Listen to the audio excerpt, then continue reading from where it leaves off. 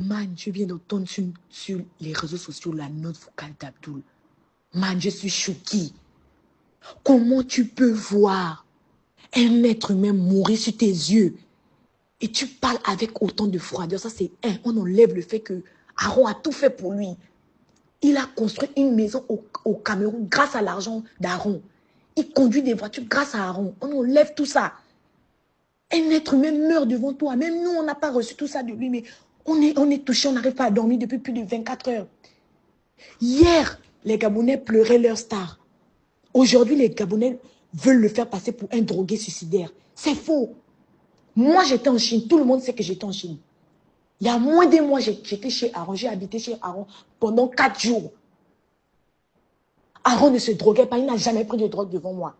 Les ballons qu'il a pris, tous les footballeurs prennent les ballons, ça ne les rend pas suicidaires. Aaron avait des projets. Il m'avait dit qu'il voulait un enfant. Il voulait lancer sa marque de groupe électrogène au Gabon. Il avait tellement de projets. Et on ne va pas venir me faire croire à moi que Aaron pouvait se suicider. C'est impossible. Et j'étais dans cette maison. Je connais le balcon. Aaron n'a jamais mis ses pieds au balcon quand j'étais dans cette maison. Il n'a même jamais ouvert la porte du balcon. Jamais. Et je n'étais pas seule, j'étais avec ma copine. On est témoin. Il n'a jamais ouvert le balcon une seule fois. Le seul truc qu'Aaron fait, il s'allonge, il prend ses ballons, oui. Mais il n'est pas le seul footballeur qui prend les ballons. Et ça ne peut pas faire de lui un drogué ou un suicidaire. Tous les jeunes prennent des ballons. Il ne peut pas salir la mémoire. Aaron mérite des obsèques nationales pour le grand joueur qu'il était. Malgré qu'il buvait, il se réveillait le matin pour aller à ses entraînements. Il mérite des obsèques nationales. Et tu vas faire passer notre légende pour un drogué, pour un perdu. Pour un perdu.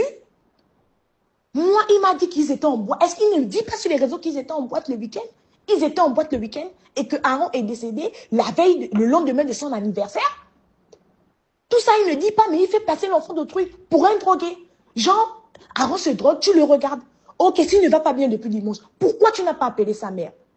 La pauvre maman, moi dans cette maison, pendant les 4 jours, il n'y a pas un jour où Aaron n'a pas parlé de sa mère. Dans la maison, il n'y a que les photos de lui et sa mère.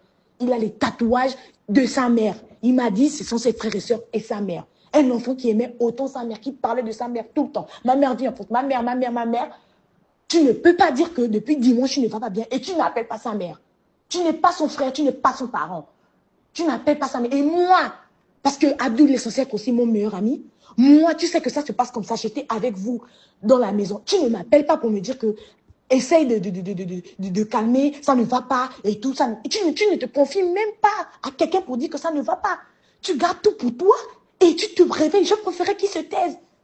Je ne suis pas là pour dire que tu as tué ton frère ou quoi que ce soit, mais ne salis pas sa mémoire.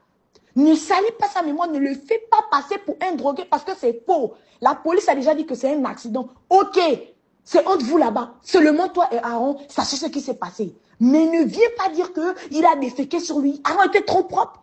Dans la maison là, on ne nettoie pas la chambre d'Aaron, mais la chambre d'Aaron est toujours propre. Aaron était trop propre. Il finit de pisser, il tire la chatte, il ne laisse pas des pipis au banc. Il va aux toilettes, il tire la chatte. Quelqu'un comme ça va déféquer sur lui. Et puis tu vas venir dire que tu lui as dit que tu es son grand frère, c'est pas à cause de l'argent.